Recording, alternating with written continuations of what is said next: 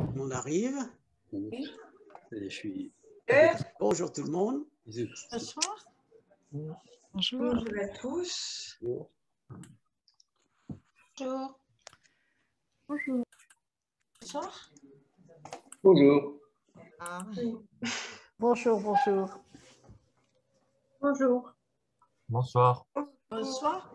Bonsoir. Bonsoir. Bonsoir Alain, bonsoir François. Bonsoir. Bonsoir Marguerite. Bonsoir.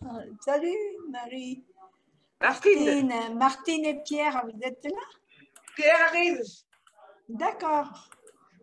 Je commence tout de suite avec l'introduction, on attend un petit peu. Je commence. Oui, ça arrive beaucoup en ce moment. Hein. Je n'arrête pas d'introduire les gens.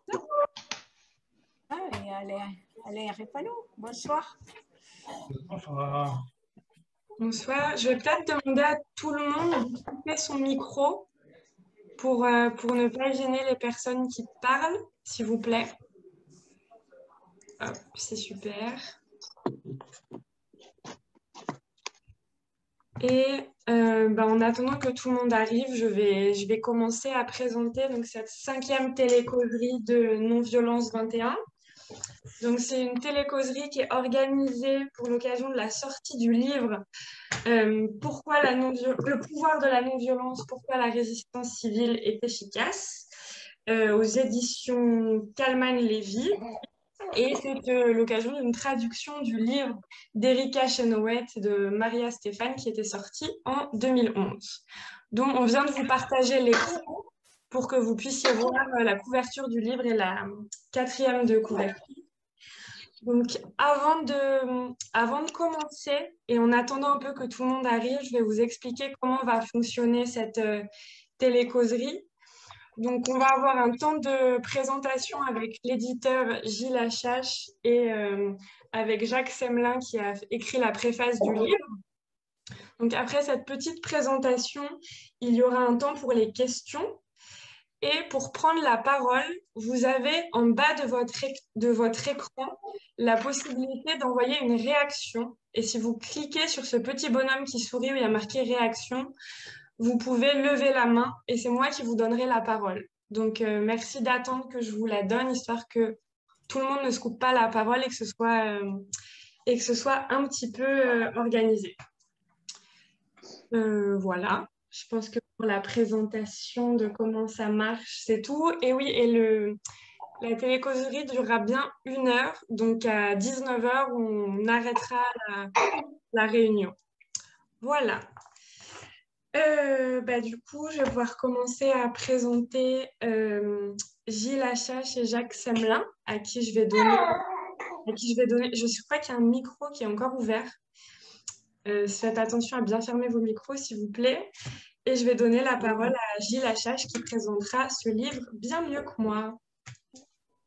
Donc, je donne la parole à Gilles. D'accord, bien. Charlotte, merci beaucoup. Donc là, vous avez une version du livre électronique. Je vous montre la tête qu'il a, si j'ose dire, de manière en stéréo, en 3 dimensions. Donc le livre, c'est un peu un hasard, mais ce n'est pas tout à fait un hasard. Le livre est à partir d'aujourd'hui en librairie, donc il est disponible dans, j'ai envie de dire, toutes les bonnes librairies, et dans les mauvaises, il est possible de le commander. Alors, en 2 mots, vous nous avez demandé pourquoi nous avons choisi ce livre, enfin de l'éditer. Alors d'abord, le livre est un livre qui est déjà ancien. Il a une petite dizaine d'années, je crois qu'il est paru en 2011. Et a priori, ce n'est pas le genre de livre derrière lesquels on court, parce que en fait, c'est une thèse de doctorat légèrement remaniée pour la publication, mais c'est quand même un livre qui, a priori, venait du monde académique, ce qui n'est pas exactement le type de livre que nous, on cherche. Et puis, ce qu'on appelle dans notre métier un scout, c'est-à-dire des gens qui recherchent pour nous les livres qui nous intéressent sur la base d'indications qu'on leur a données, nous a quand même incité à le lire plus en avant. Et on a trouvé ce livre très intéressant. Alors, en 2 mots, pourquoi ? Pour une raison extrêmement simple, c'est que ce livre présente une présentation de la non-violence d'un point de vue qui n'est pas celui habituel, en tout cas pour moi qui suis pas du milieu de la non-violence, en tout cas pas un militant de la non-violence, c'est ce que je veux dire. Pour moi, une approche un peu différente, c'est que c'est un point de vue non moral, mais totalement pragmatique. C'est-à-dire, comme le dit le livre, le titre du livre, Pouvoir de la non-violence, pourquoi la résistance civile est efficace.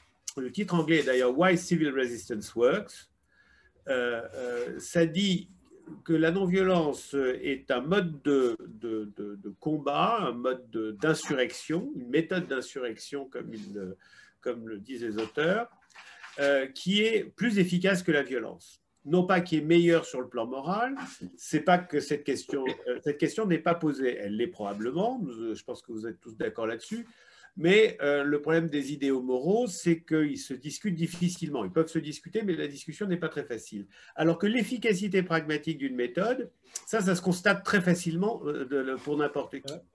Et donc là, on a eu un travail qui est pour moi un vrai travail de science sociale, c'est de la bonne science sociale. Pourquoi c'était de la bonne science sociale? D'abord parce que ça apporte quelque chose qu'on ne savait pas. Ça donne une vraie démonstration d'un résultat qu'on pourrait appeler contre-intuitif, qui est celui précisément qu'énonce le titre, à savoir que la non-violence, ça marche mieux que la violence.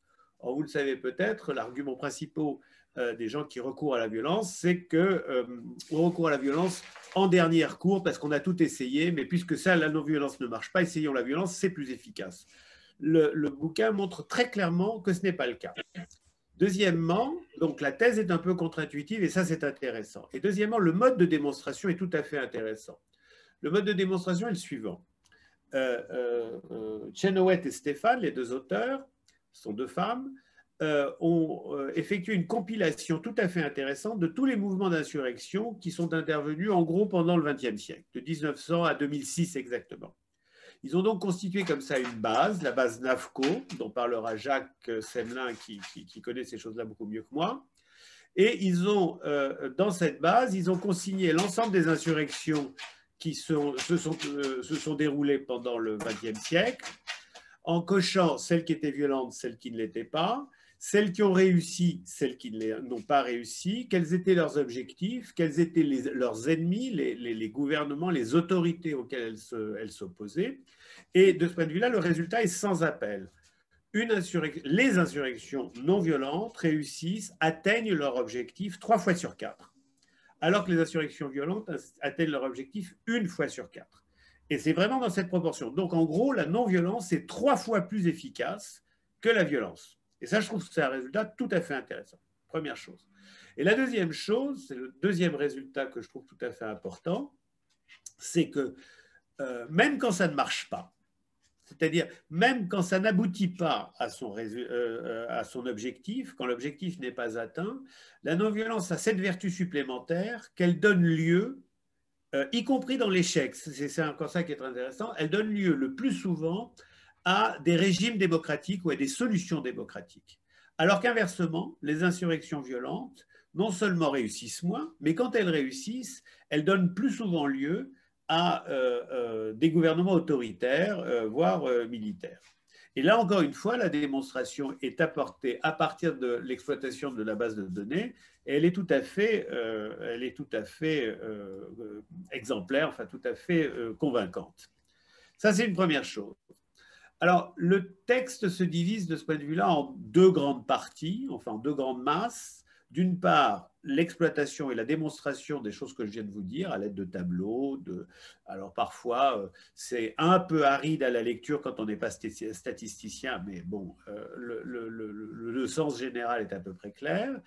Et d'un autre côté, il y a 4 exemples, 4 études de cas, on va dire plus qualitatives, dans lesquelles les auteurs essayent de comprendre pourquoi c'est efficace. C'est-à-dire que l'exploitation de la base de données dit voilà que c'est efficace, voilà que c'est 3 fois plus efficace, et après il s'agit de savoir quels sont les mécanismes en fonction desquels marche cette efficacité. Et donc, ils analysent quatre cas particuliers.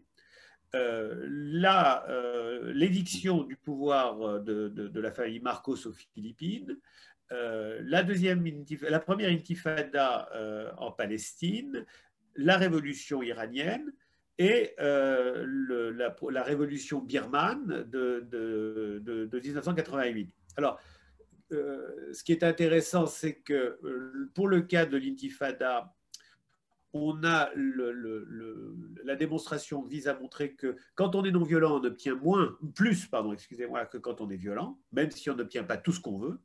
Pour le cas iranien, c'est un peu le contre-exemple, c'est-à-dire c'est le cas d'une révolution non violente qui débouche sur un régime autoritaire. Et pour le cas birman, eh ben, c'est le cas d'une révolution, c'est le cas d'une insurrection non violente qui rate. Et ils essaient de s'interroger sur les raisons pour lesquelles ça rate. En gros, la raison principale, le motif principal qui fait qu'une révolution, une insurrection non violente fonctionne, c'est sa capacité de mobilisation. Ce que montrent les deux auteurs, c'est que les méthodes non violentes ont plein d'avantages, mais ils ont l'avantage principal d'abaisser énormément les barrières à l'entrée des militants dans l'insurrection. Et qu'à partir de cela, ça permet à des grandes masses de population, à des catégories très diverses de la société, de s'investir dans l'insurrection non violente. Et par suite, d'arriver à un dispositif, enfin à une situation dans laquelle le peuple n'obéit plus. Et c'est précisément, en s'inspirant, il y a une évocation évidemment de référence à la Boétie, au discours sur la servitude volontaire, mais en disant, puisque le pouvoir ne finalement fonctionne qu'à partir du consentement des gens qui sont des sujets du pouvoir à son gouvernement, eh bien le jour où le peuple n'obéit plus, où ce consentement au pouvoir est retiré, eh bien le pouvoir tombe. Or, le consentement à être gouverné ne peut être retiré que par une insurrection non violente, ou en tout cas, ce consentement-là, il est retiré beaucoup plus facilement par l'insurrection non violente. Voilà, en gros, l'argument principal. Après, le livre est extraordinairement riche sur les méthodes, sur les objectifs, sur les circonstances, etc. etc. Mais le point principal est là. Donc, tout ça fait qu'on a vraiment de la très bonne science humaine, une thèse contre-intuitive, une démonstration extrêmement convaincante et une description des processus tout à fait vivante et précise. Voilà, donc tout ça a fait qu'on a dit que c'était un très bon livre et qu'il fallait absolument le porter à la connaissance du public français, ce qu'on fait aujourd'hui avec la publication de ce livre. Voilà. Peut-être maintenant, Jacques, est-ce que tu peux nous parler un peu de la préface et pourquoi tu as voulu faire la préface de ce livre? Oui. Je te donne la parole. D'abord, bonsoir à tous. Je ne sais pas ce que je peux rajouter après Gilles, parce qu'il a fait une excellente présentation. C'est l'éditeur, mais en même temps, il connaît bien l'argument. Pourquoi j'ai fait la préface? Parce que j'ai une grande partie de ma vie académique a été consacrée à travailler sur des exemples de résistance civile. Donc ça me semblait naturel, si j'ose dire, quand Gilles m'a contacté pour faire cette préface. Deuxièmement, je connais un petit peu Maria Stéphane et Erika Chenoweth à travers un centre américain qui s'appelle le International Center for Nonviolent Conflict, ICNC.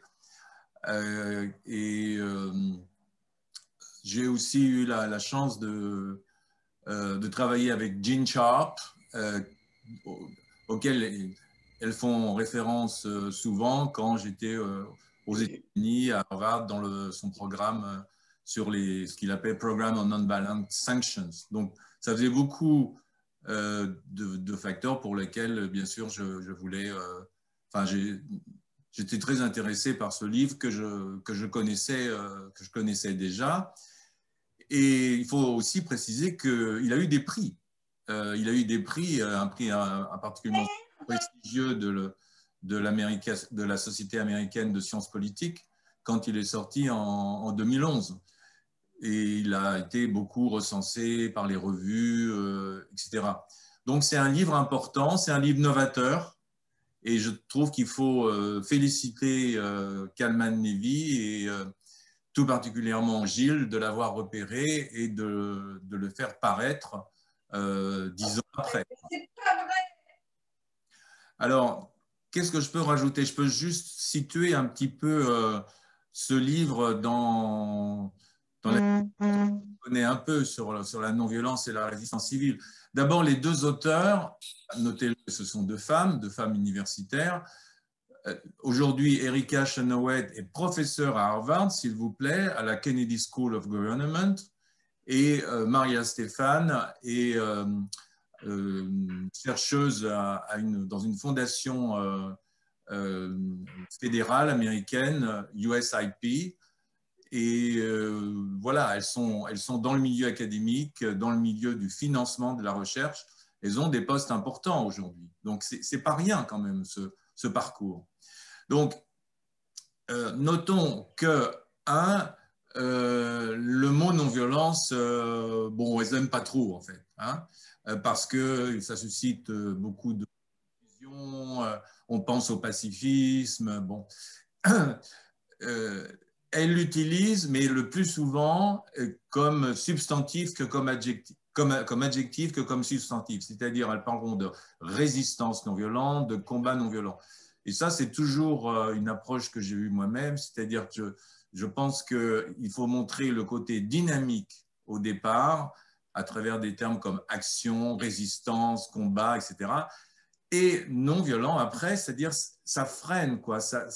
Il y a une sorte de contraction, de restriction, de retenue. Ça donne l'idée d'une action qui se construit dans un certain paradoxe et dans la mesure aussi, et ça je ferai référence à Albert Camus. Donc ça c'est très sensible dans la lecture quand on le découvrira. Et bien sûr, elles introduisent aussi la notion de résistance civile, qui fait le titre de leur livre aux États-Unis, hein, Why Civil Resistance Works. Bon, ça n'a pas été le choix de l'éditeur français, c'est plutôt le sous-titre, hein, pourquoi la résistance civile est efficace. Et ça, je pense que c'est très, très intéressant aussi, puisque d'une certaine manière, en France, j'ai essayé de promouvoir cette notion de résistance civile, qui me semble moins équivoque, poser moins de problèmes, au moins dans l'explication, que le mot non-violence, et qui est un substitut à cette notion de résistance passive que je ne peux pratiquement plus supporter, parce que pour moi, cette notion de résistance passive, c'est une notion genrée. Ça veut dire que c'est une représentation masculine de la force qui sous-entend que celle qui est la plus efficace, c'est la violence, et donc on va considérer que tous les modes de résistance non armée sont secondaires, mineurs, par rapport à la résistance violente. Et donc, je ne sais pas s'il y a des journalistes à l'écoute, mais ça me révulse toujours quand je vois dans la presse résistance passive, alors qu'on pourrait dire résistance civile. Donc ça, c'est un choix qu'elles font, et qui me semble intéressant, qui est une expression plus neutre et qui se situe d'emblée sur une approche pragmatique. Alors Gilles a insisté, je pense que ces deux auteurs sont dans le pragmatisme. Alors, elles sont dans le pragmatisme à partir des travaux de Gene Sharp, que certains connaissent, je suppose. Alors, Gene Sharp, c'est vraiment le penseur, le chercheur en sciences politiques qui a essayé qui a réussi, me semble-t-il, à dégager la notion de non-violence de sa gangue morale pour être sur le terrain de l'action et des sciences sociales. Il a fait 3 volumes en 1973, The Politics of Nonviolent Action, et Chenoweth et Stephan partent de Gene Sharp, vous voyez. C'est-à-dire que Gene Sharp a identifié quelques 493 formes différentes d'actions non violentes, c'est un énorme volume, et elles veulent tester l'efficacité en fait de l'approche de Gene Sharp. Vous voyez, elles le disent explicitement.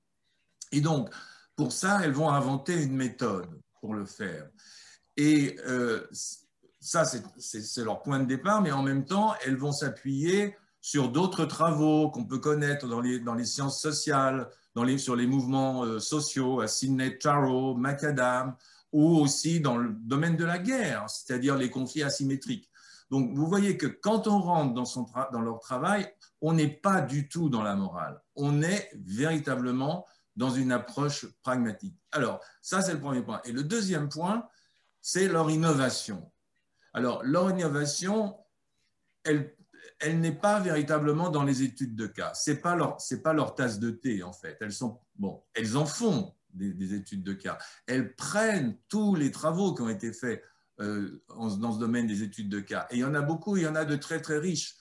Malheureusement, ce sont des livres qui ne sont pas traduits en français. Vous avez Nonviolent Strategic Conflict par Peter Ackerman et Christopher Krogler, que j'ai très bien connu quand j'étais justement à Harvard, mais vous en avez un autre aussi de Adam Roberts, qui a été plus ou moins l'inventeur de la notion de résistance civile, et Timothy Garton Ash, peut-être ce nom est familier à certains, c'est un universitaire d'Oxford aussi, mais qui est un très grand journaliste qui a suivi toutes les révolutions de l'Est dans les années 1980.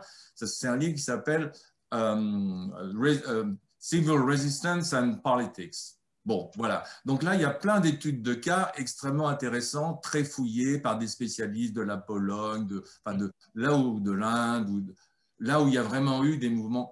Mais elles prennent tout ça et elles ont une idée qui est géniale, mais qui est compliquée, c'est de prendre tous ces exemples de résistance non violente, comme l'a dit Gilles, depuis 1900 jusqu'à 2006, mais aussi tous les exemples, tous les cas de résistance violente dans la même période, et il y en a aussi beaucoup, pour tester leur efficacité.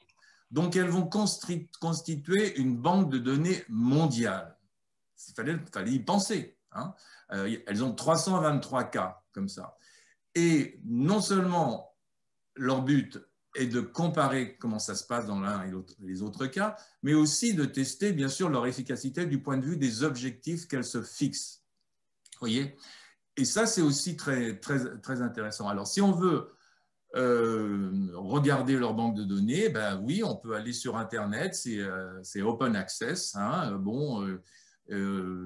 voilà, c'est un travail considérable. Et c'est à partir de ça qu'elles vont utiliser les statistiques, les mathématiques pour tester leurs hypothèses. Alors, c'est d'un double point de vue, c'est un peu la tendance des sciences politiques aux États-Unis. Travailler sur le quantitatif. Bon, voilà, moi, ça ne serait pas ma tasse de thé, hein, mais c'est très tendance, on va dire. Et deux, d'appartenir à ce qu'on appelle les global studies, vous voyez, les études mondiales. Donc, en ce sens-là, elles sont tendance, si j'ose dire, dans les recherches actuelles aux États-Unis et en sciences politiques. Mais elles ont pris un sujet qui était complètement considéré comme marginal. Et c'est par là qu'elles vont faire rupture en 2011, quand leur livre sort au moment justement des printemps arabes.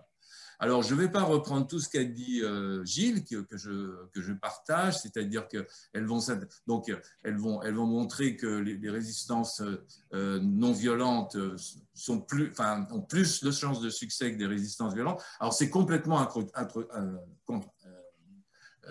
contre-intuitif. Et évidemment, ce livre va déranger si on veut le lire. Parce que qu'est-ce qu'on considère en général, c'est que la violence paie, que c'est la seule violence qui construit l'histoire. Donc, ou bien il va déranger, ou on va complètement l'ignorer, ce qui est encore une autre manière de traiter l'affaire. Donc, j'espère qu'il va susciter des débats sur ça. Et à travers leurs résultats, elles vont confirmer des intuitions fortes des stratégies, enfin du corpus analytique, si vous voulez, des études de cas, à savoir la question de la mobilisation populaire la plus importante, ça, Gilles l'a signalé, Moi, j'appelle ça la force du nombre, hein, avec d'autres. La force du nombre, ben oui, vous avez par exemple ce militant des droits de l'homme en Amérique du Sud qui a eu le prix Nobel de la paix, peut-être certains s'en souviennent, Adolfo Pérez Esquivel, il ressemblait ça dans une petite métaphore. C'est vrai que l'éléphant est le plus fort, mais nous, les fourmis, on est les plus nombreuses. Bon, ça vaut ce que ça vaut, mais ça donne cette idée, vous voyez, de faire masse, en fait. Et moi, j'ai fait mon travail sur la résistance civile de masse. Enfin, je fais juste une incidence sur mon propre travail sur ces questions-là dans l'Europe nazie, c'est en prenant ces exemples-là. C'est un livre qui s'appelle « Sans armes face à Hitler ». Ça fait partie des études de cas, on pourrait dire aussi, hein. Et puis, l'autre chose, c'est qu'elles vont rejoindre aussi l'idée que, alors ça, c'est pas évident, hein, de l'accepter, c'est que la répression n'est probablement pas le facteur le plus dramatique. C'est dramatique, c'est certain, mais le plus déterminant pour casser un mouvement de résistance civile. Ce qui va compter dans leur approche, c'est plutôt la capacité de ce mouvement populaire qui doit toucher à vraiment tous les secteurs de la population, à susciter des scissions, si vous voulez, des divisions possibles à l'intérieur des élites. Et c'est par là qu'une forme de résistance civile de masse peut gagner, ou en tout cas ne pas perdre ou obtenir certains résultats. Donc voilà, je pourrais développer beaucoup tout ça, mais je ne veux pas être trop long. Donc, l'autre intérêt, je terminerai là-dessus, c'est l'actualité de ce livre, d'une certaine manière. Alors, c'est l'actualité de ce livre depuis sa sortie, en fait, aux États-Unis, parce qu'il y a eu plusieurs mouvements de résistance civile, commencé par les printemps arabes, par l'Arménie, par Hong Kong, par l'Algérie, par le Soudan, aujourd'hui la Birmanie, et bon, les résultats ne sont quand même pas très, très brillants. Donc, voilà, mais ça fait partie de ce qu'on doit discuter. En même temps, vous avez des mouvements de mobilisation à travers le monde pour le climat, contre le réchauffement climatique, qui percute bien entendu aussi le sujet de ce livre. C'est pas l'objet même des auteurs, mais évidemment, on va pouvoir faire des jalons, et d'autant que, elle le signale, des femmes sont souvent très impliquées dans ces mouvements, hein. Donc là, il y a aussi une actualité qui va rejoindre ces mouvements écologiques et qui touche, là, souvent on parle de la désobéissance civile dans ces mouvements, plus que résistance civile. La notion de désobéissance civile, elle est plutôt plus à la mode, mais en fait, ce sont deux notions parentes, en fait, hein. La résistance civile appelle aussi à la désobéissance civile, sauf qu'elle inclut aussi d'autres méthodes de non-coopération, je ne vais pas rentrer dans les détails, comme le boycott ou la grève. Donc là, il y a vraiment une matière très riche pour aujourd'hui, hein, même si elle prend cette approche voilà, sur un siècle. Et c'est ce qui me fait dire que, on parlera de ce livre. On parlera de ce livre parce que même si aujourd'hui le virus est suffisamment fort pour stopper toute manifestation publique, presque, hein, et que des dictateurs s'en sont servis pour interdire des manifestations, eh bien, un jour ou l'autre, les hommes, les femmes vont continuer à se révolter, à résister, c'est dans leur nature. Dans ces moments-là, dans ces temps incertains, qui peuvent produire à la fois d'ailleurs des réactions violentes ou non violentes, il vaut la peine de lire cet ouvrage. Alors, merci beaucoup à Gilles Lachache et Jacques Samelin pour cette présentation très complète. Donc là, on va pouvoir prendre les questions.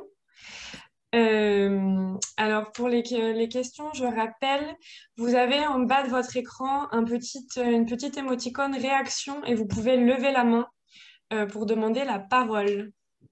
Alors, je vois une question dans la discussion, donc, je vais donner la parole à Laurent Grisbeau. Le nom ne s'affiche pas en entier, mais vous pouvez prendre la parole. Voilà. Oui, je suis désolé, ma caméra ne marche pas, je suis désolé, mais voilà, j'aurais préféré. Voilà, vous m'entendez bien? Oui, ça tout va? à fait. Ah, oui. Oui, bon, ben, j'avais mis ma question par écrit, mais du coup, je vais la poser oralement. Bonjour et bonjour Jacques. Bonjour. Je me posais une question en t'écoutant là et en écoutant l'excellent résumé, enfin je dirais la thèse défendue par, enfin avancée par les deux auteurs là, les deux autrices ou auteurs avec un E. Est-ce qu'elles ont étudié, et si elles ne l'ont pas fait, ça m'intéresse d'avoir ta réflexion, Jacques, est-ce qu'elles ont étudié aussi la nature des luttes? Parce que je me dis que l'efficacité de la non-violence n'est peut-être pas la même selon la nature des luttes. C'est-à-dire que s'il s'agit, comme les Gilets jaunes, d'avoir des luttes revendicatives, il s'agit de revendiquer quelque chose, d'obtenir satisfaction ou de refuser une mesure gouvernementale ou je ne sais quoi, ce n'est pas tout à fait la même chose qu'une lutte de libération, par exemple, pour se libérer d'une dictature ou d'un dictateur. Et donc, est-ce que la nature des luttes, je prends ces deux exemples, mais on pourrait en prendre d'autres, hein, mais ma question, c'est est-ce que la nature des luttes n'a pas, du combat mené, donc de la cause, n'a pas une incidence aussi sur l'efficacité et ne vient pas perturber finalement la réponse à la question de savoir si l'action non violente est plus efficace que l'action violente. Parce qu'on voit bien que parfois à court terme, malheureusement, l'actualité nous montre qu'à court terme, l'action violente parfois peut payer, malheureusement. Voilà, donc voilà ma question. Je ne sais pas si elle est claire. Je peux répondre? Oui, oui. Pardon Laurent, j'ai oublié, enfin Gilles aussi, on a oublié de signaler le fait qu'elle catégorise les formes de lutte. Enfin en tout cas, elle distingue les objectifs. Donc elle distingue l'objectif du changement de régime, de la conquête d'un territoire ou d'une résistance à une occupation. Hein. Et donc, le résultat le plus fort, en fait, pour une forme de résistance civile, selon leur pourcentage, je ne les ai plus en tête, hein, on peut les voir sur les tableaux, c'est dans le cadre d'un changement de régime. En revanche, pour ce qui concerne la conquête d'un territoire, enfin, quand c'est un objet un litige territorial ou un objet territorial, c'est très faible. Et c'est, disent-elles aussi, la même chose pour si c'est une lutte armée. Hein. Et quant à la résistance à l'occupation, je ne me souviens plus trop des pourcentages. Je ne sais pas si Gilles s'en souvient, mais en tout cas, tu as raison de poser cette question. Il faut tenir compte de l'objectif. Oui, mais alors où est-ce que tu mets les gilets jaunes là-dedans, par exemple? Parce que les gilets jaunes, c'est ni un changement de régime, ni une conquête d'un territoire, ni une résistance à l'occupation. Alors, dans leur catégorie, c'est autre, je crois. Catégorie autre. Juste un point. Par exemple, dans le autre, pardon de reprendre la parole, elle mettra l'Afrique du Sud, par exemple, l'apartheid. Ouais. Oui.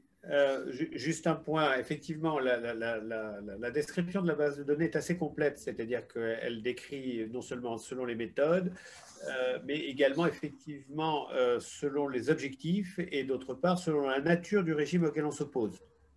Par exemple, un gouvernement, on peut s'opposer soit à, par exemple, l'intifada s'oppose à un État démocratique, et inversement, en Birmanie, c'était un État militarisé. Donc, et donc, ce qu'ils disent, c'est que par contre, quel que soit, et ça c'est assez intéressant, très rapidement, quelles que soient les circonstances ou les éléments de contexte, ce qu'ils appellent les éléments de structure, les éléments de contexte dans lesquels se déroule l'insurrection, pays développés, pays non développés, État autoritaire ou État démocratique, etc., etc., etc. Quels que soient ces éléments de contexte, la lutte non-violence est toujours plus efficace. Après, effectivement, il y a des objectifs Et quel que soit l'objectif, la vérité de la proposition est encore valable. C'est-à-dire que la non-violence se révèle plus efficace que la violence. Maintenant, effectivement, dernier point, il y a celui de la sécession d'un territoire. Sur la sécession d'un territoire, d'abord, il y a eu peu de luttes non violentes, voire violentes, sur la sécession d'un territoire. Ce que montrent les résultats de l'étude, c'est que ça ne marche pas. Mais ça montre que ça ne marche pas non plus pour les insurrections violentes. C'est-à-dire que là, on a un type d'objectif qui, dans l'absolu, quelle que soit la méthode d'insurrection, violente ou non violente, ça ne marche pas. Donc, de ce point de vue-là, la violence ne fait pas... la non-violence ne marche pas dans un cas de ce type, mais la violence ne marche pas mieux. Voilà, juste pour répondre à ça. Alors, dernièrement, oui, sur les gilets jaunes, un des éléments de démonstration, enfin, des éléments de la thèse importante dans le bouquin est celle de dire que, comme la non-violence ce ne sont pas les éléments de contexte qui déterminent l'issue d'une insurrection, mais précisément l'interaction entre les deux acteurs, c'est-à-dire l'insurrection elle-même et le pouvoir auquel elle s'oppose, qui est déterminant. Et de ce point de vue-là, ce qui fait la qualité, ou une des raisons pour lesquelles ça marche, parce que ça ne marche pas à tous les coups, le cas de la Birmanie par exemple est typique, ce qui fait que ça marche, c'est précisément la capacité d'initiative, la tactique, si j'ose dire, l'intelligence stratégique de la direction de l'insurrection. D'ailleurs, un élément de la démonstration est de montrer que, en général, les insurrections non violentes sont plus intelligentes, tactiquement plus fines, tactiquement plus inventives que les insurrections violentes. Donc, la non-violence, si j'ose dire, a des vertus, y compris sur le plan de l'intelligence stratégique. Voilà. Tout ça pour dire que les gilets jaunes, ils n'avaient pas de direction, ils n'avaient pas d'objectif, ils n'avaient pas de structure. Ça fait beaucoup pour que ça marche. Et donc, ça n'a pas marché. Voilà. Je repasse la parole. Alors, il y a Mayol qui voudrait apporter un élément de réponse. Donc, je donne la parole à Mayol. Oui, merci beaucoup, Charlotte. Est-ce que vous m'entendez ? Oui, très bien. Oui, merci. Alors, j'aimerais rebondir sur ce qui vient d'être dit, et je suis absolument d'accord. Alors, d'abord, en citant cet excellent ouvrage de Jacques Semelin, Sans armes face à Hitler, dans lequel il y a une très intéressante dernière section méthodologique qui parle du caractère hétéroclite des situations nationales. Ici, le contexte est dans l'Europe hitlérienne, et qui insiste sur l'importance, je cite, d'avoir en mémoire la chronologie des faits, puisqu'elle est l'une des clés majeures de leur interprétation. Et pour compléter la question en disant où est-ce qu'on place telle catégorie, comment est-ce qu'il y a des catégories, comment est-ce qu'on comprend, j'aimerais dire que le travail de Chenoweth, sa co-autrice, et de ces personnes qui travaillent sur les données est absolument extraordinaire, et que c'est un gros progrès, mais qu'il y a des décennies de retard. Et donc, je vais essayer de préciser un petit peu ceci.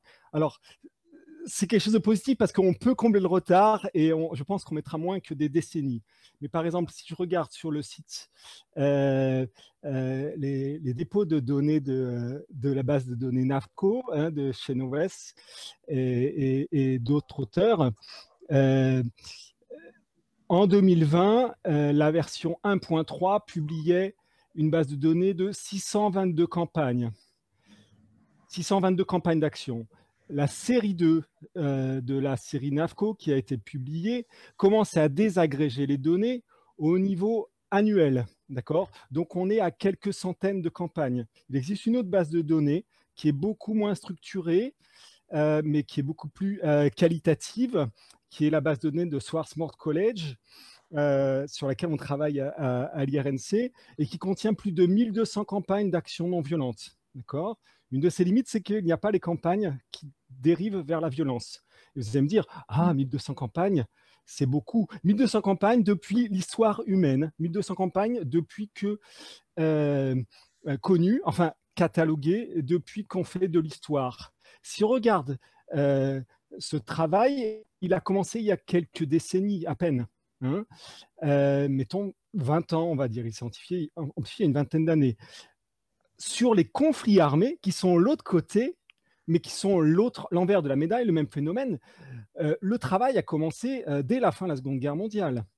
Et on parlait de 1200 campagnes d'action sur l'ensemble de l'histoire humaine sur la non-violence. Si vous allez sur la base de données ACLED, donc ACLED, qui est une base de données sur les événements violents, vous avez 7500 événements pour les 30 derniers jours. Ça veut dire qu'on en est à des centaines de milliers d'événements violents. Ça veut dire que le travail sur la violence, les chercheurs, depuis, j'allais dire depuis que la science politique existe, peut-être, mais en tout cas depuis 1945, les chercheurs se sont beaucoup plus intéressés à la violence qu'à la non-violence. Et donc, ils ont commencé à faire des bases de données annuelles dans les années 40-50. La première grande base de données annuelle sur la non-violence date de 2020. D'accord ? Et donc, là, il y a un travail.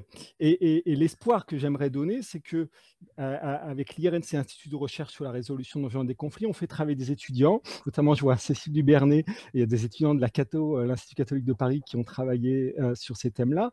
On fait travailler des étudiants de la première année au master. Donc, il y a des étudiants en master qui travaillent de façon approfondie, très qualitative, sur des campagnes précises. Et les étudiants de première année, on les initie à la recherche documentaire pour coder des événements individuels.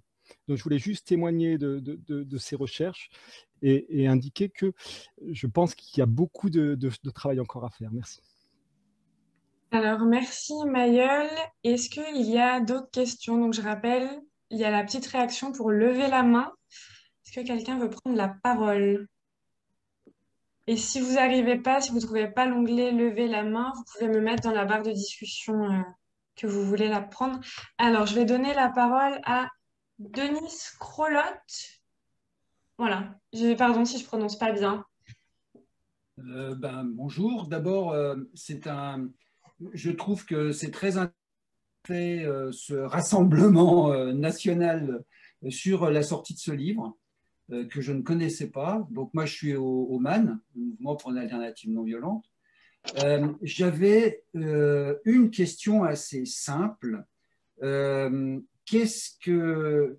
sont les critères qui amènent les chercheuses à avoir catégorisé un mouvement social d'insurrection comme réussi ou comme non réussi?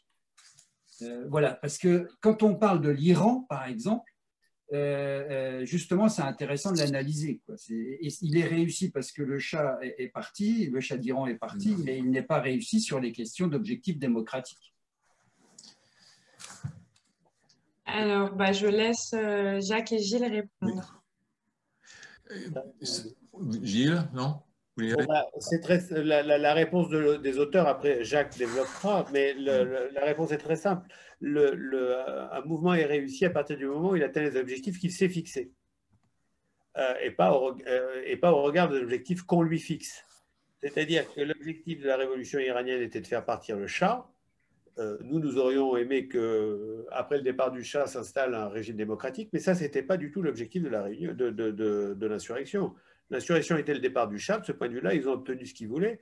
Après, et justement, c'est un élément intéressant du livre de Chenoweth Stéphane, c'est qu'après, quel est le devenir de cette victoire? Qu'est-ce qu'ils en font? D'une manière générale, les insurrections non violentes donnent plus souvent lieu à des régimes démocratiques ou à des solutions démocratiques, alors que les insurrections violentes donnent plutôt lieu à des régimes autoritaires ou militaires. Mais là, la réponse, elle est extrêmement simple. Pour l'Iran, par exemple, ils voulaient faire partir le Shah, ils ont fait partir le Shah, c'est un succès. Après, on peut considérer qu'ils auraient pu faire mieux, mais ce n'était pas leur problème. En tout cas, ce n'était pas le problème de l'insurrection. Je voudrais ajouter, c'est qu'à cette question-là, qui est très importante, en fait, il est très difficile, on va dire en sciences politiques, d'évaluer le critère de succès ou de l'échec. Ça dépend de quel point de vue, comme l'a dit Gilles, ça dépend de l'évolution dans le temps, etc. Et sur ce point-là, elle s'appuie sur un certain nombre de paramètres qui ont déjà été définis en sciences politiques. Je ne sais plus le nom de la… Politique 4. Politique, voilà, c'est ça. Donc, si vous voulez, elles ne font pas n'importe quoi. Moi, je ne suis même pas capable de vous dire comment fonctionne ce… c'est pas vraiment mon domaine. Mais elles se protègent, quoi. C'est-à-dire qu'elles ne font pas n'importe quoi. Après, on peut discuter ensuite entre nous, mais elles ont pris une manière de faire valoir leurs résultats en fonction de ces paramètres et déjà établis. Voilà. Alors, merci et je donne la parole tout de suite à Alain Réfalo. Bonsoir, et je suis très content de revoir plein d'amis que je n'ai pas vus depuis très très longtemps. Alors, je voulais faire juste quelques remarques. D'abord, alors d'abord, dire que l'ouvrage est bien sorti en librairie aujourd'hui, puisque je l'ai trouvé dans ma librairie à Colomiers. Je voulais féliciter l'éditeur, parce que des ouvrages sur la non-violence, la résistance civile, traduits de l'anglais et qui viennent des États-Unis, il y en a très très peu. On les compte sur les doigts d'une main et peut-être qu'il y en a beaucoup moins encore. Donc, un grand merci pour cette édition. Je signale au passage que l'auteur principal, Erika Cheneuve, sort ces jours-ci un nouvel ouvrage en anglais, Civil Resistance, avec un sous-titre What Everyone Needs to Know. Il sort ces jours-ci, donc j'espère qu'on n'attendra pas 10 ans pour avoir une traduction de cet ouvrage qui a l'air passionnant. On peut consulter la table des matières sur Internet. Et puis, je voulais aussi féliciter l'éditeur pour le choix du titre.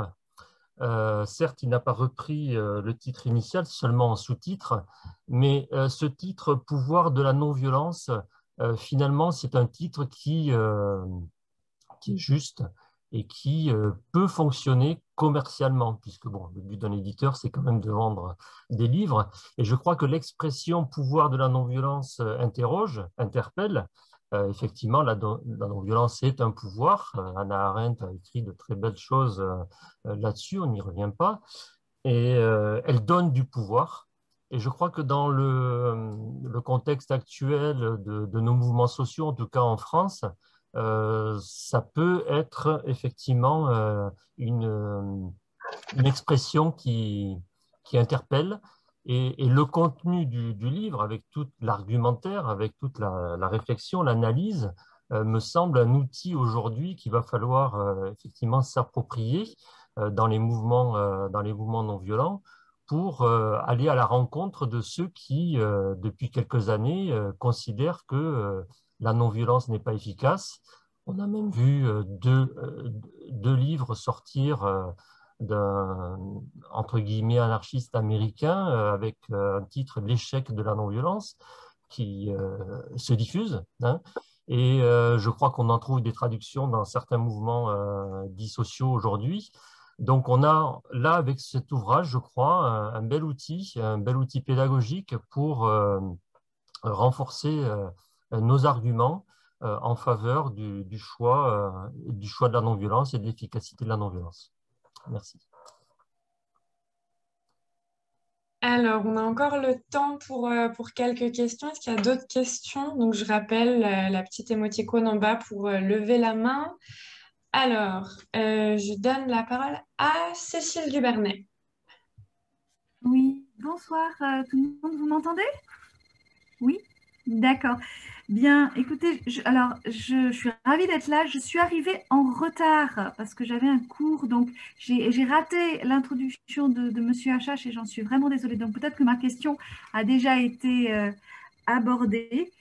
Je suis tout à fait d'accord avec Alain et je vous remercie de cette traduction que j'ai découverte parce qu'on m'a demandé d'écrire une revue dessus. Et donc, je viens d'apprendre les choses et puis je viens de survoler rapidement l'introduction de Jacques que je trouve aussi, enfin la préface de Jacques que je trouve vraiment, vraiment très, très bien. Ma question, en fait,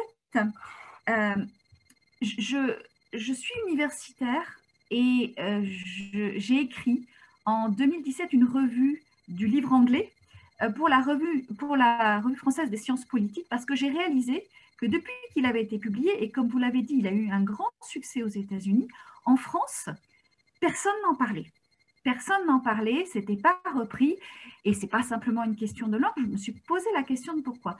Et du coup, j'ai essayé de réagir il y a quelques années, je suis ravie maintenant que ce soit traduit, parce que je crois que c'est quand même un blocage, mais je voudrais demander, et en particulier à Jacques, comment se fait-il qu'au niveau de nos universitaires en sciences politiques, on ait eu si peu de réactions, sachant qu'en plus, l'argument, il faut savoir que l'argument de Chenoweth et Stefan, il était déjà sorti en 2008 de façon concentrée, et un article avait été publié avec exactement le même titre dans la revue de choix réaliste American International Security.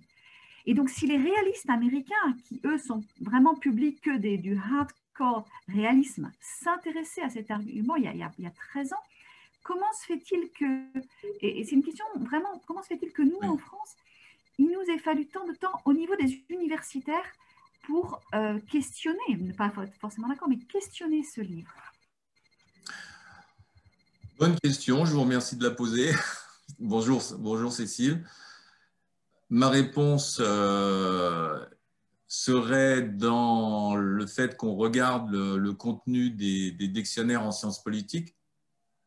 La notion de force, ben, ça n'existe pas. Ou du moins, quand on parle de la force, synonyme de violence. Quand les diplomates parlent de la force, il va falloir recourir à la force. C'est un mot euphémisant, qui veut dire en fait qu'il s'agit de recourir à la violence, à l'intervention militaire, etc. Donc, cette notion de force non violente, c'est un impensé en sciences politiques. C'est pour ça qu'il n'y a rien. Et donc, c'est tellement inscrit chez les collègues que voilà, c'est un livre qui ne compte pas. Mais je voudrais, je vous le dis, je ne sais pas si je vais y arriver, mais je voudrais faire venir Erika à Sciences Po. Ce n'est pas possible aujourd'hui pour le corona, etc. Mais je voudrais qu'on arrive à organiser un débat avec elle à l'automne. Donc ça, c'est... Après, il peut peut-être y avoir aussi des raisons culturelles. Hein. C'est tout la prédominance de la violence dans nos schémas culturels. On est quand même un pays aussi où on a coupé la tête au roi et à la reine. Je pense que ça laisse des traces dans une société. Je sais pas, je m'interroge sur la culture politique de ce pays, de telle sorte qu'il n'est pas possible de parler davantage de ce livre. Mais on va essayer de le faire. Merci beaucoup. Alors, il y a encore 2 prises de parole. Alors, je crois que dans l'ordre, c'est d'abord Laurence Hansen-Love. Bonjour, vous m'entendez? Oui, tout à fait. Bonjour. Je voulais demander si dans le livre, il y a des exemples de révolutions violentes employant des méthodes violentes et qui ont abouti à des transitions démocratiques, qui ont mis en place des régimes dits démocratiques. Il y a un cas, oui. Je crois que c'est quasiment le seul, c'est le Costa Rica. C'est celui qui a publié. Où, effectivement, il y a eu une révolution conduite par l'armée qui s'est autodissoute une fois la révolution effectuée et qui a donné lieu à un régime démocratique. Mais je pense que c'est la très belle exception qui confirme la règle. Est-ce qu'on ne pourrait pas parler aussi de la révolution des œillets au Portugal? C'était pas très violent, si je me souviens. Non, pas du tout violent, mais c'est un coup d'État militaire. Enfin... C'était un coup d'État militaire, oui. Mais je crois me souvenir que... non, il n'y a pas eu de violence, vous avez raison. Oui. Oui. Non, c'était des militaires, mais c'était des militaires non violents. Oui, militaires non violents, oui. Et donc le Costa Rica, donc, ce serait l'exception. Oui. Hein, Costa Rica, avec l'exception qui confirme la règle. Mais pour défendre Erika ça ne les dérange pas. Bonjour Laurent, si tu trouves bonjour Jacques. Pas, qui soient payants, je suis sûr que dans leur état d'esprit, ils pourraient rentrer dans leur base. Hein. C'est pas leur problème, en fait. Non, c'est une question que je me posais en vous entendant tout à l'heure parler du succès. Le cas de l'Iran, notamment, c'est pas… Voilà. Je ne sais pas, si je peux me permettre, Gilles, je ne sais pas si elle considère que c'est vraiment un succès, en fait, parce que c'est… Je ne sais plus… comment… la définition du succès, parce que la question qui a été posée… Pour l'Iran. Ouais, la question qui a été posée tout à l'heure, à savoir qu'est-ce que c'est qu'un succès, effectivement, c'est pour éviter de rentrer dans une casuistique trop compliquée, chacun n'étant pas d'accord pour définir ce qu'est un succès ou un échec, ils se sont dit tenons-nous-en à ce que les gens réclament, et ce qui a été officiellement la plateforme de l'insurrection. Et si on peut constater que cette plateforme est plus ou moins bien remplie, on a le cas d'un demi-échec, par exemple, dans le cas de l'intifada, où les Palestiniens ont obtenu des éléments de représentation qu'ils n'avaient jamais obtenus en plusieurs décennies de lutte armée. Si donc on parvient à ces résultats, eh ben, on peut considérer que c'est un succès. Maintenant, je voulais compléter également la réponse à la question de Mme Hansen-Love. L'essentiel des résultats qui sont présentés par Chenoweth et Stéphane sont des résultats statistiques. C'est-à-dire qu'ils parlent essentiellement en termes de probabilité. Donc, ça en d'autres termes, quand on dit qu'une révolution, une insurrection non violente a 3 fois plus, enfin, réussit 3 fois sur 4, ça veut dire qu'une fois sur 4, elle échoue, et quand elle échoue complètement. Enfin, en tout cas, elle échoue. Donc, si vous préférez, ce que dit Jacques est tout à fait vrai, c'est-à-dire qu'il peut y avoir des contre-exemples. La question, c'est de savoir est-ce que ça inverse la tendance, et la réponse est non. La réponse est il peut y avoir effectivement des insurrections militaires qui donnent lieu à des régimes démocratiques, mais c'est plutôt rare. Inversement, il peut y avoir des insurrections non violentes qui échouent, mais c'est plutôt moins la règle que leur succès. Donc, encore une fois, la nature des vérités, enfin, la nature de la démonstration, c'est une démonstration plutôt statistique. De toute façon, je suis entièrement d'accord avec cette démonstration. Ce n'était pas du tout pour faire une objection. Une question tout à l'heure que je me suis posée en vous écoutant parler des Gilets jaunes. Vous avez dit les Gilets jaunes, c'est un échec, et vous avez dit pourquoi. Mais ça aurait été quoi une réussite? Non, j'ai pas dit que c'était. J'ai dit que c'était un échec. C'est une très bonne question. Les Gilets jaunes. C'est quoi une réussite en l'occurrence? Oui, non, mais les Gilets jaunes, c'est une très bonne question. C'est que une des conditions pour qu'un mouvement parvienne au succès, selon le modèle Chenoweth-Stéphane, c'est qu'il se donne une direction unifiée et qu'il se dote d'un programme ou au moins d'un certain nombre de revendications. Pour le cas des Gilets jaunes, il y en avait beaucoup, mais à bas le système. Alors, si la revendication c'était à bas le système, bon, c'est un échec, mais je crois qu'il n'y avait pas que ça. Oui, voilà. D'accord. Mais ils ont réussi sur certains points. Voilà, mais à vrai dire, c'était typiquement pas un mouvement unifié, c'était pas un mouvement… Non, mais je suis entièrement d'accord avec vous, hein, mais simplement, je me disais, bon, ils ont échoué, mais comment est-ce qu'ils auraient pu réussir, vu que l'idée d'une réussite, elle n'était pas claire. Voilà, c'est bien donc, si on veut arriver quelque part, il faut savoir où on veut aller. Oui, d'accord. On est d'accord. Alors, on va prendre, je pense, la dernière prise de parole, car il est 19h. Et c'est à Gérard Lévy. Oui, merci. Bonsoir, merci pour ce webinaire. Une question qui ferait sens donc, dans l'ouvrage et même au-delà, c'est la question de la prévention, résolution non violente des conflits. Faire une photo statistique des données, très bien, ok, on peut convaincre, mais je pense qu'on peut être plus convaincant en montrant quelles ont été l'économie en nombre de tués, blessés, de phénomènes qui auraient pu déboucher sur des conflits armés. Donc ça peut être une nouvelle étude. Je prends un exemple concret, hein. C'est la prévention, par exemple, de la sécurité routière. Il faut le savoir qu'entre 1972 et aujourd'hui, on a économisé 500 000 tués. Il y avait 16 000 morts en 1972, il y en a 4 000 actuellement. Sur 45 ans, c'est la ville de Lyon qui auraient disparu parce qu'on a mis des mesures préventives, ceinture de sécurité, airbag et compagnie, radar et compagnie. Donc, la prévention, résolution des conflits, c'est un axe dans la boîte à outils pour, disons, éduquer à la paix les gouvernants et tous les militants, que ça, c'est productif. Et comme l'OSCE a été productif pour éviter l'intervention Est-Ouest en Europe, et Gorbatchev, je l'ai entendu en physique à Paris, il a été invité par Hubert Védrine, hein, il a dit c'est parce qu'il y a eu des mouvements non violents à l'Ouest qui a permis de convaincre mes généraux pour négocier une désescalade. Donc, la non-violence, ça rapporte. Donc, j'espère que l'ouvrage aborde ce volet, parce que la prévention, résolution non-violente des conflits, c'est du concret, et c'est ce qui fonde même l'ONU, entre autres. Merci.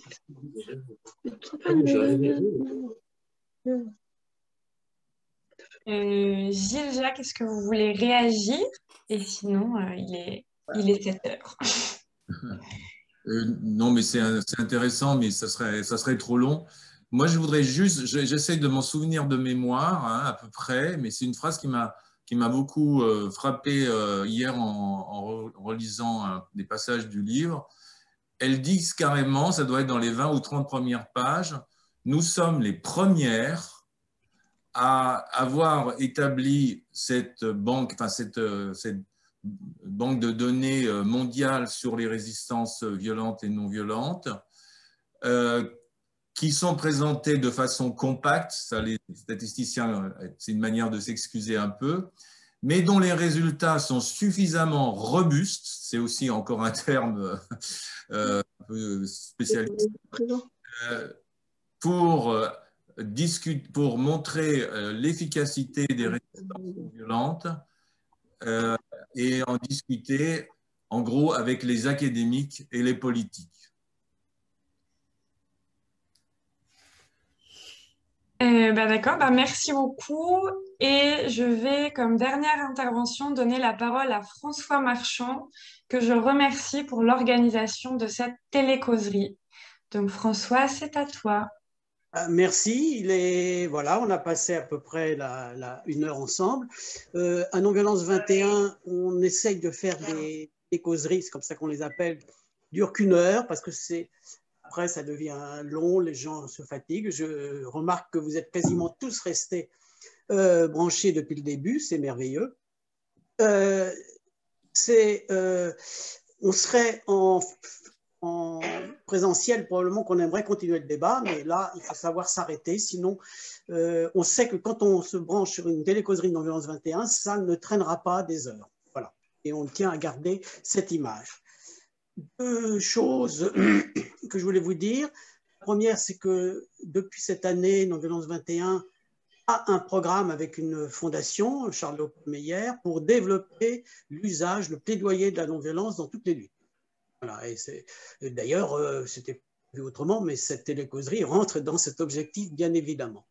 Et qu'on va probablement prendre pas mal d'initiatives cette année. Vous recevrez d'ailleurs dans les jours qui viennent, je ne sais pas quand, un petit questionnaire sur cette télécauserie avec quelques informations. Enfin, j'ai une dernière question à vous poser avant de vous dire merci pour votre assistance. C'est plusieurs personnes nous ont demandé de diffuser l'enregistrement de cette télécauserie parce qu'ils ne pouvaient pas se brancher ce soir. Est-ce qu'il y a des gens qui ne souhaitent pas être enregistrés? Si vous avez une réticence ou refus, merci de l'indiquer dans le, comment ça s'appelle déjà, la discussion, l'onglet de discussion. Sinon, je vous remercie et à bientôt, la prochaine télécauserie qui devrait être avec d'ailleurs Kadour Haddadi. Merci beaucoup de nous avoir accueillis et de nous avoir permis de présenter ce livre. Merci beaucoup. Merci. Et merci à Gilles Achache, dont j'ai découvert l'intérêt pour la non-violence. On ne se connaissait pas. C'est très intéressant. Et à Jacques et à Charles. on va dire sur les livres sur la non-violence. Mais oui, mais... mais sur la non-violence aussi. Mais sur la non-violence aussi, absolument. Merci. Merci. Merci, au revoir. Salut tout le monde. Au revoir. Regarde s'il y a des gens qui se refusent. Bon. Merci. Au revoir.